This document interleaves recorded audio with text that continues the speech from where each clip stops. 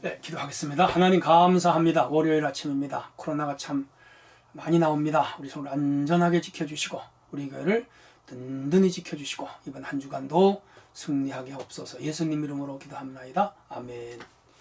네, 하나님 말씀 읽겠습니다. 욥기서 33장 14절로 33절 내용이 한 20절 돼요. 제가 읽겠습니다. 하나님은 한 번 말씀하시고 다시 말씀하시되 사람은 관심이 없도다. 사람이 침상에서 졸며 깊이 잠들 때나 꿈에나 밤에 환상을 볼 때에 그가 사람의 귀를 여시고 경과로서 두렵게 하시나니 이는 사람에게 그의 행실을 버리게 하려 하심이며 사람의 교만을 막으려 하심이라. 그는 사람의 혼을 구덩이에 빠지지 않게 하시며 그 생명을 칼에 맞아 멸망하지 않게 하시느니라. 혹은 사람이 병상에 고통과 뼈가 늘 쑤심의 징계를 받나니 그의 생명은 음식을 싫어하고 그의 마음은 별미를 싫어하며 그의 살은 파리하여 보이지 아니하고 보이지 않던 뼈가 드러나서 그의 마음은 구덩이에 그의 생명은 멸하는 자에게 가까워지느니라. 22절 만일 전사 가운데 하나가 그 사람의 중보로서 함께 있어서 그의 정당함을 보일진데 하나님이 그 사람을 불쌍히 여기사 그를 건져서 구덩이에 내려가지 않게 하라. 내가 대속물을 얻었다 하시리라. 그런즉 그의 살이 청년보다 부드러워지며 젊음을 회복하리라. 그는 하나님께 기도함으로 하나님의 은혜를 베푸사 그로 말미암아 기뻐 외치며 하나님의 얼굴을 보게 하시고 사람에게 그의 공의를 회복시키느니라. 그가 사람 앞에서 노래하여 이르기를 내가 범죄하여 옳은 것을 그르쳤으나 내게 무익하였구나. 하나님이 내 영혼을 건지사 구덩이에 내려가지 않게 하셨으니 내 생명의 빛을 보겠구나 하리라. 실로 하나님이 사람에게 이 모든 일을 제삼 행하심은 그들의 영혼을 구덩이에서 이끌어 생명의 빛을 그들에게 비추려 하심이니라. 욥이여 내 말을 귀담아 들으라. 잠잠하라. 내가 말하리라. 만일 할 말이 있거든 대답하라. 내가 기쁜 마음으로 그대 의롭다리니 그대는 말하라. 만일 없으면 내 말을 들으라. 잠잠하라. 내가 지혜로 그대를 가르치리라. 할렐루야. 아멘. 네, 성도 여러분, 또 한 주간 말씀과 함께 승리하기를 바랍니다. 오늘 주제는 환상과 질병을 통한 경고, 구원의 길로 이끄시는 사랑, 그렇게 되겠습니다. 자, 이제 32장부터 엘리후가 등장했죠. 엘리후는 그 앞에 엘리후 그 소발, 빌닷, 엘리바스, 욥, 이 네 명보다는 나이가 어린 연소한 자였고요. 그 네 사람이 말한데 감히 끼어들 수 없어서 뒤에 듣고만 있었는데 두 그룹, 즉 엘리바스와 빌닷과 소발의 주장과 욥의 주장 서로 상치되죠.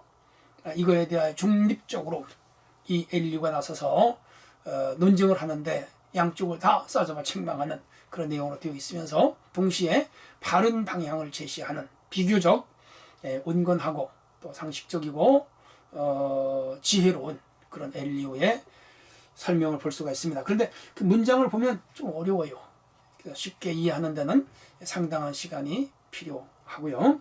한 줄 한 줄 다 해석할 수 없어서 시간상 여러분이 충분한 이해를 돕는 데는 조금 부족할 수가 있지만 잘 들어주시면 전체적인 교회와 함께 우리 삶에 적용이 나옵니다. 우선 14절로 22절 내용은 하나님 계시의 방식들에 대하여 쭉 설명을 하면서 그게 뭐냐면 환상과 질병을 통하여 하나님은 우리 인간들을 경고하신다.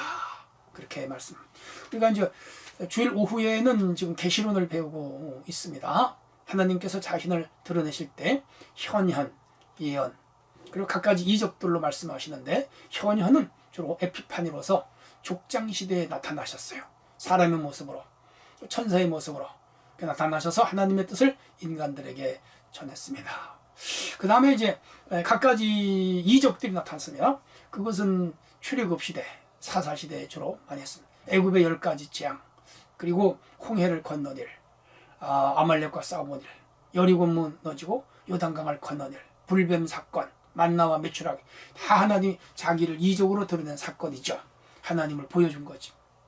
세 번째가 이제 선지자들을 통한 하나님의 예언인데 이것이 이제 구속사의 점진성이라 그래서 현현에서 이적으로, 이적에서 말씀으로 그렇게 변해갑니다.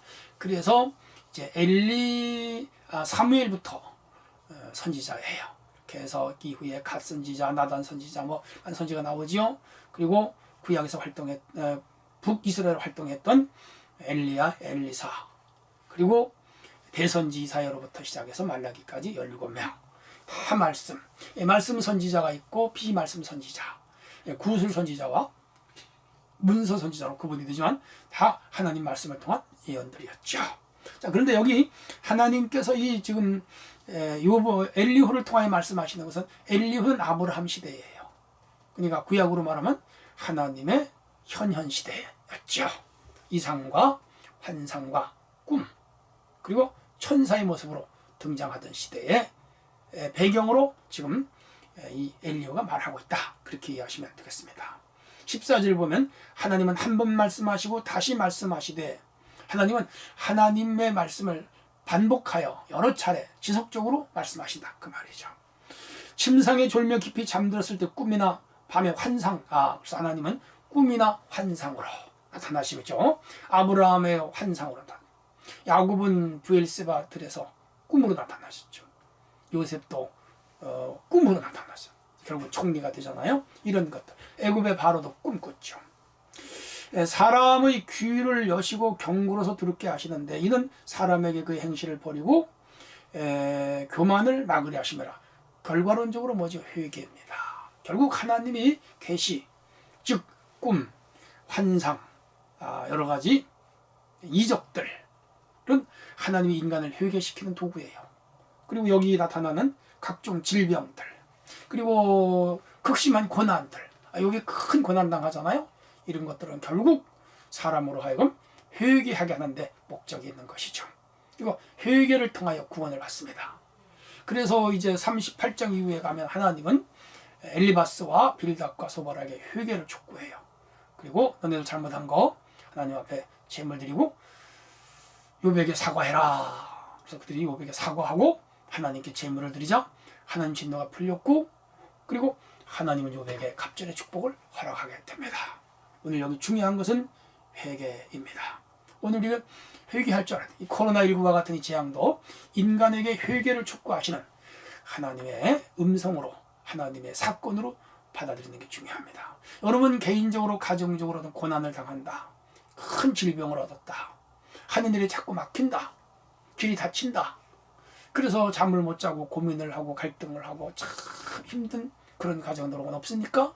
하나님이 죄를 찾아내고 회개하라는 음성이에요. 찾아내야 돼요. 내가 뭘 잘못했는가? 하나님 앞에 예배는 게으르지 않았는가? 기도 생활은 하지 않지 않았는가? 혹은 교회를 멀리하지 않았는가? 복음을 멀리하지 않았는가? 신앙의 근본 자체가 흔들리지 않는가? 돌아봐야 돼요. 철저하게 회개하고 나가면 하나님이 길을 열어주세요. 그리고 그 회개를 받아주세요. 그리고 축복을 회복해 주십니다. 그런 내용이 오늘 22절까지 전개가 됩니다. 자, 두 번째가 23절에서 마지막 33절까지인데, 이 내용은 구원의 길로 이끄시는 하나님의 사랑을 본문에서 발견할 수가 있고요. 특별히 고난을 통해서 회복시키시는 하나님의 역사입니다.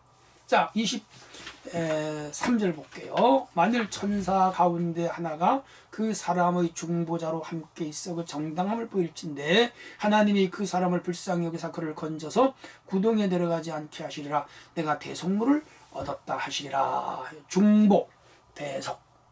여기에 핵심은 이제 회개입니다. 위에서 말씀드린 대로 철저하게 회개하고 주께로 돌아가야 돼요.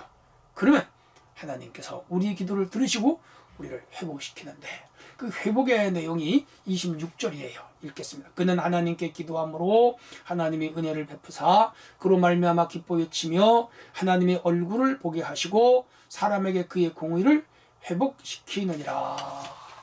회복을 주신다. 지금 이 욥에게 가장 절체절명의 과제는 회복이죠.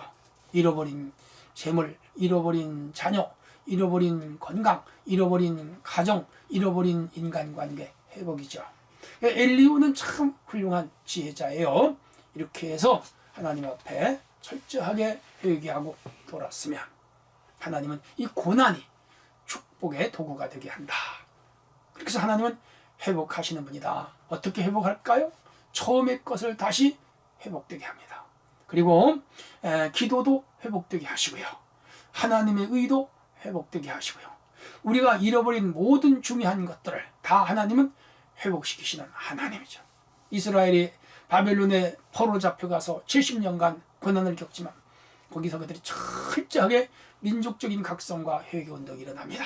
회당을 짓고 하나님에 대한 재해석, 성경에 대한 재해석, 언약에 대한 재해석을 합니다.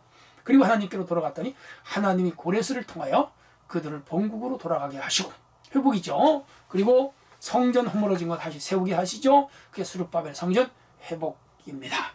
하나님은 아프게 하시다가 싸매시고 상하게 하시다가 고치시는 분 맞습니다. 그러므로 오늘 회복시키신 우리 하나님을 의지해야 됩니다. 그래서 이 아래 내용들은 다 그런 거예요. 그래서 지금 욥이 깊은 절망과 아픔 속에 빠져 있지만 욥이여 내 말에 귀를 담아 들으라. 잠잠하라. 내가 말하리라. 만일 할 말이 있거든 내가 대답하라. 내가 기쁜 마음으로 너한테 그대를 의롭다 하리니 그대는 말하라. 만일 없으면 내 말을 들으라. 잠잠하라. 내가 지혜로 그대를 가르친다. 그러므로 회개하고 돌아오면 하나님께서 회복시켜 주신다는 이 엘리의 강한 메시지가 이 욥의 마음에 찔렸죠. 그리고 세 명의 친구들도 깊은 깨달음을 받게 되었죠.